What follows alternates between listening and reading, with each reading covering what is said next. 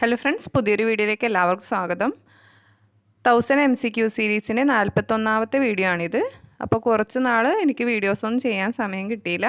അപ്പോൾ ഇനി ഇടുന്ന വീഡിയോസ് എല്ലാം ഇപ്പോൾ വരാൻ പോകുന്ന ജിപ്മർ എയിംസ് ആൻഡ് സഫ്തർജംഗ് എക്സാമിന് ഹെൽപ്ഫുൾ ആയിരിക്കും. അപ്പോൾ വീഡിയോ എല്ലാവരും മുഴുവനായും കാണുക, ലൈക്ക് ചെയ്യുക, ഷെയർ ചെയ്യുക, സബ്സ്ക്രൈബും കൂടി ചെയ്യുക. അപ്പോൾ വീഡിയോയിലേക്ക് കടക്കാം. First question: A nurse was called to see a patient with noisy breathing.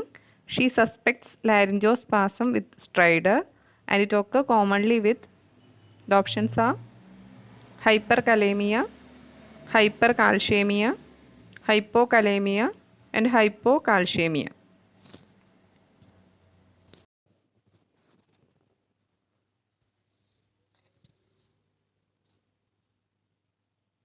And the answer is hypocalcemia. It is due to increased neuromuscular rigidity.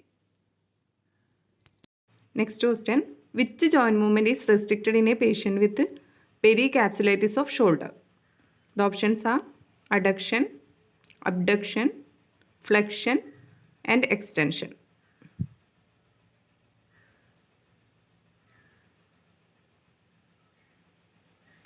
And the answer is abduction. എല്ലാതരം മൂവ്മെൻറ്റ്സും പെരികാപ്സുലൈറ്റിസും കൊണ്ട് affected ആവുന്നുണ്ട്. അപ്പോൾ pericapsulitis എന്താണെന്ന് നോക്കാം. It's also known as frozen shoulder. It's a painful condition in which the shoulder become stiff and inflamed and the movement become limited. It's also called as adhesive capsulitis. അങ്ങനെ 3 പേരുണ്ട്: adhesive capsulitis, pericapsulitis and frozen shoulder. Mainly affected ആവുന്ന movement abduction ആണ്. അപ്പോൾ answer വരുന്നത് abduction. The next question: maternity nurse must be aware that screening for diabetes mellitus in pregnancy is done at, the options are 6 to 17 weeks, 18 to 23 weeks, 24 to 28 weeks and 29 to 32 weeks. And the answer is 24 to 28 weeks because the insulin resistance increases during the second trimester. ഏറ്റവും കൂടുതൽ insulin resistance ഉള്ള സമയം എന്ന് പറഞ്ഞാൽ second trimester ആണ്. ആ സമയം GDM ഉണ്ടാവാൻ ചാൻസ് ഉള്ള പേഷ്യൻസിന് അതിനെതിരെ ഇനഫ് ഇൻസുലിൻ പ്രൊഡ്യൂസ് ചെയ്യാൻ പറ്റാതെ വരുന്നു. അപ്പോൾ ഗ്ലൂക്കോസ് ലെവൽ സാധാരണ നിലയിൽ നിന്ന് ഉയർന്ന രീതിയിൽ കാണപ്പെടുകയും ചെയ്യുന്നു. അപ്പോൾ അതുകൊണ്ടാണ് diabetes mellitus screening in pregnancy 24 to 28 വീക്സിൽ നടത്തുന്നത്. The next question: which one of the following indices a nurse has to consider as an indicator of good nutrition? The options are albumin level 2.5 gram per deciliter, pre-albumin level 18 mg bar deciliter and transferrin level 150 mg bar deciliter and total lymphocytes 1900 microliter.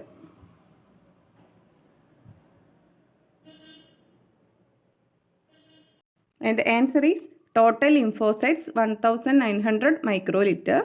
അപ്പോൾ total ലിംഫോസൈറ്റ്സിൻ്റെ normal value നോക്കാം. That is 1000 to 4800 lymphocytes in every 1 microlitre of blood. അതാണ് total ലിംഫോസൈറ്റ്സിൻ്റെ normal value. അപ്പോൾ ഇത് 1900 നോർമലാണ്. Total lymphocytes count good ന്യൂട്രീഷൻ്റെ ഒരു because the play in important role in our immune system and fight against the infections. അപ്പോൾ പുതിയ സ്റ്റഡീസിലൂടെ കണ്ടുപിടിക്കുന്നത് ന്യൂട്രീഷനും നമ്മുടെ ടോട്ടൽ ലിംഫോസൈറ്റ്സ് കൗണ്ടും തമ്മിൽ നല്ലൊരു ബന്ധമുണ്ടെന്നാണ്. കാരണം അക്യൂട്ട് സ്റ്റാർവേഷൻ കേസസിൽ ലിംഫോസൈറ്റ്സ് കൗണ്ട് കുറയുന്നതായും ആഫ്റ്റർ റീഫീഡിങ് ചെയ്ത പേഷ്യൻറ്റിൽ അത് ലിംഫോസൈറ്റ്സ് കൗണ്ട് പെട്ടെന്ന് തന്നെ കൂടുന്നതായിട്ടും കണ്ടുപിടിച്ചിട്ടുണ്ട്. അപ്പോൾ ടോട്ടൽ ലിംഫോസൈറ്റ്സ് കൗണ്ട് ഗുഡ് ന്യൂട്രീഷൻ്റെ ഒരു ഇൻഡിക്കേറ്ററായിട്ട് കണക്കാക്കാം. അപ്പോൾ റിമൈനിങ് ഓപ്ഷൻസിൻ്റെ നോർമൽ വാല്യൂസ് കൂടി നോക്കാം. First one is albumin level. Normal values 3.4 to 5.4 gram per deciliter.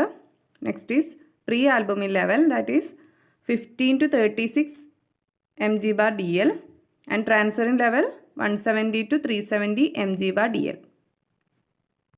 Next question നോക്കാം. A nurse is caring for an old lady with osteoarthritis and all following facts are true regarding osteoarthritis except, the options are crepitus, tophy, subcutaneous nodule and pain on moving the joint.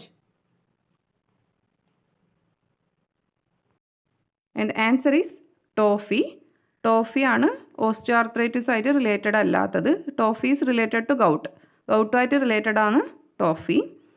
അപ്പോൾ tophi കാണുന്നത് gout പേഷ്യൻസിലാണ്. Remaining options കൂടി ഒന്ന് നോക്കാം. ഇത് 2013 ജിപ്മറിൻ്റെ ഒരു എക്സാമിൻ്റെ question ആണ്. അപ്പോൾ ക്രെപ്പിറ്റസും പെയിൻ ഓൺ മൂവിങ് ജോയിൻറ്റും main symptom of osteoarthritis ആണ്. ഇനി ആ ഓപ്ഷനിൽ ബാക്കിയുള്ളത് സബ്ക്യൂട്ടേനിയസ് നൊഡ്യൂളാണ്. സബ്ക്യൂട്ടേനിയസ് നൊഡ്യൂൾ മെയിൻലി കാണുന്നത് റുമറ്റോയ്ഡ് ആർത്രൈറ്റിസിൻ്റെ ഒരു സിംറ്റമായിട്ടാണ്.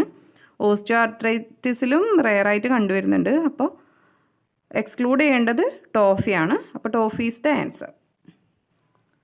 Next question. Nurse working in N operation theatre must know the risk of HIV infection with needle stick injury is about. The options R 1:100, 1:200, 1:300 and 1:400. And the answer is 1:300. അതായത് 0.3% chance ആണ്, risk ആണ് needle stick injury കൊണ്ട് ഒരാൾക്ക് HIV infection വരാൻ. അതായത് 99.7% needle stick injury എക്സ്പോഷറും do not lead to infection. But needle stick precautions എല്ലാവരും തന്നെ എടുക്കണം. ബിക്കോസ് നമ്മൾ എല്ലാവരും ഹെൽത്ത് വർക്കേഴ്സാണ്. കാരണം ചിലപ്പോൾ ആ 0.3% നിർഭാഗ്യവശാൽ നമ്മളും ആകാം. അതുകൊണ്ട് എല്ലാവരും needle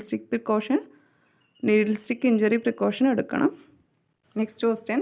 A nurse is caring a patient with swine flu and she has to give the drug of choice for swine flu, and it is, the options are acyclovir, adifovir, cidofovir and oseltamivir. And the answer is oseltamivir. അപ്പോൾ drug of choice for swine flu നോക്കാം. 4 ഡ്രഗാണ് mainly. അതിൽ first drug of choice എന്ന് പറയുന്നത് ഒസൽട്ടാംവിർ തന്നെയാണ്. Second is Sanamivir, third is Peramivir, and fourth one is Baloxavir. Just ഒന്ന് ഓർത്ത് വെച്ചാൽ മതി. The next question. A nurse is taking care of a patient with deep vein thrombosis and she must be aware that venous emboli will be lodged in. The options are heart, lungs, liver and kidneys.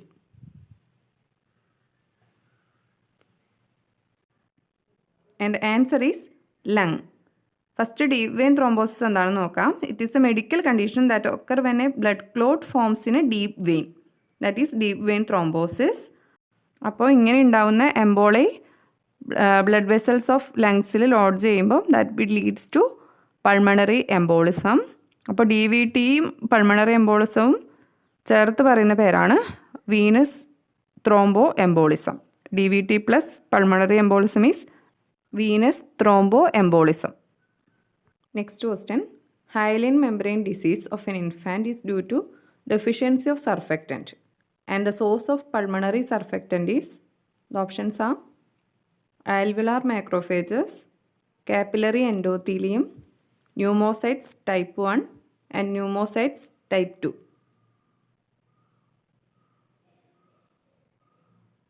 And the answer is pneumocytes type 2. Alveolar epithelial cells തന്നെയാണ് ന്യൂമോസൈറ്റ്സും.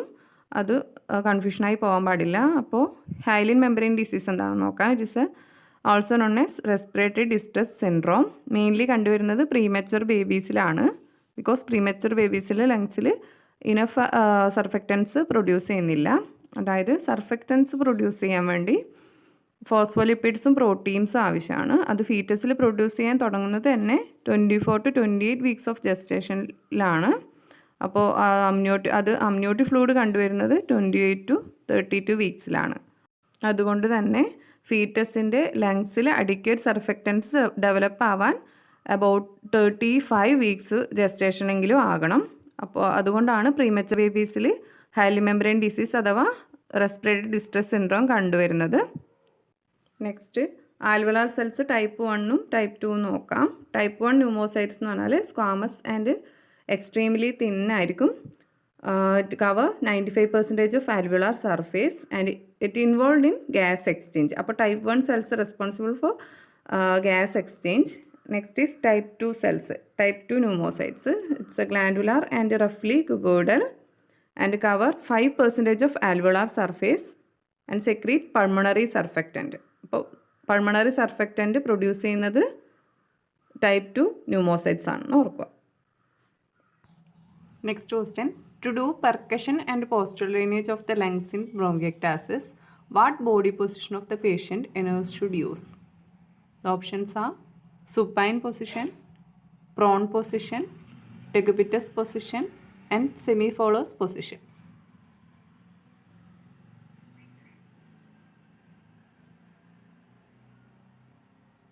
And the answer is prone position. Next question. A nurse can decontaminate the HIV contaminated waste products with all of the following except the options are formaldehyde, methanol, glutaraldehyde, and sodium hypochlorite. And the answer is methanol because the methanol has the weakest antiviral and antibacterial properties. So the answer is methanol. Next question. 25-year-old male patient had sweating, palpitations and found to have blood sugar of 45 mg/dl. Multiple similar episodes had been recorded in the past, corrected with glucose. The nurse should consider which one of the following condition. Options are vipoma, insulinoma, gastrinoma and glucagonoma.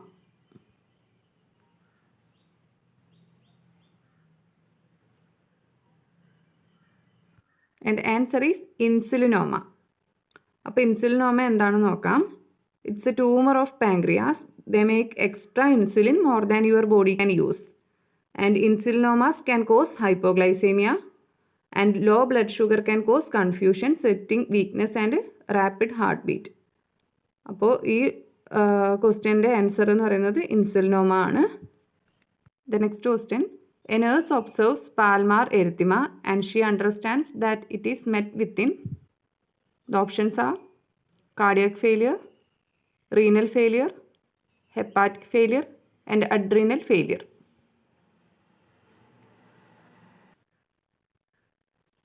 And the answer is hepatic failure.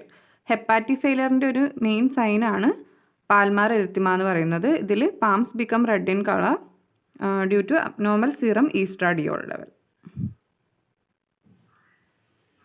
Next question.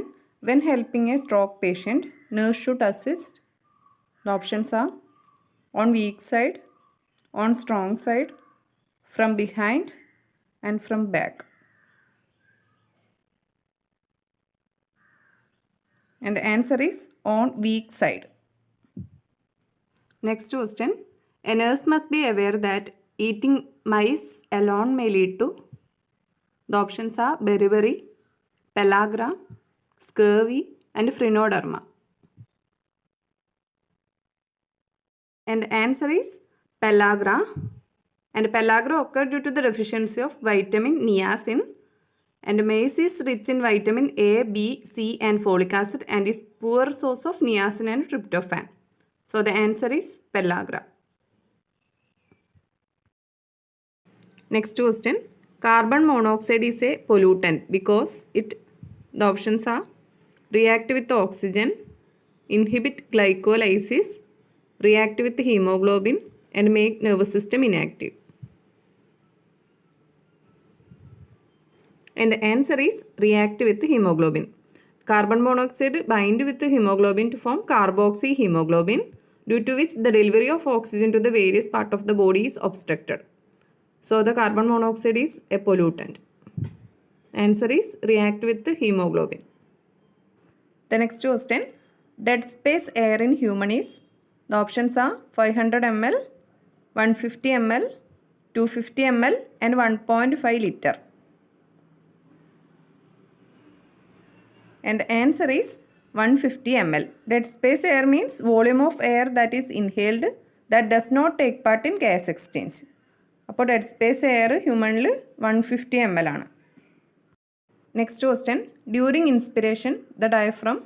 The options are expands, shows no changes, contracts and flattens, relax to become dome shape. And the answer is contracts and flattens. And during this contraction creates a vacuum which pulls the air into lungs. That is inspiration. And during the time of exhalation, the diaphragm become relaxed, become dome shape. Next question, blue baby syndrome results from, the options are excess dissolved oxygen, excess total dissolved solids, excess chloride, methemoglobin. And the answer is methemoglobin. Another name of blue baby syndrome is infant methemoglobinemia. In that, baby skin turns to blue color. This happens when there is not enough oxygen in blood. മെയിനായിട്ട് common cause എന്ന് പറയുന്നത് water contaminated with nitrates ആണ്.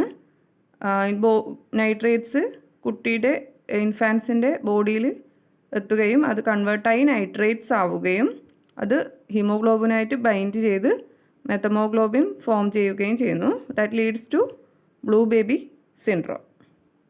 So the answer is methemoglobin. Next question, all are the complications of twin pregnancy except, the options are abortion, post maturity, low birth weight and congenital malformations. And the answer is post maturity. അപ്പോൾ video ഇഷ്ടമായെങ്കിൽ like ചെയ്യുക, share ചെയ്യുക, subscribe ചെയ്യുക. Thank you for watching.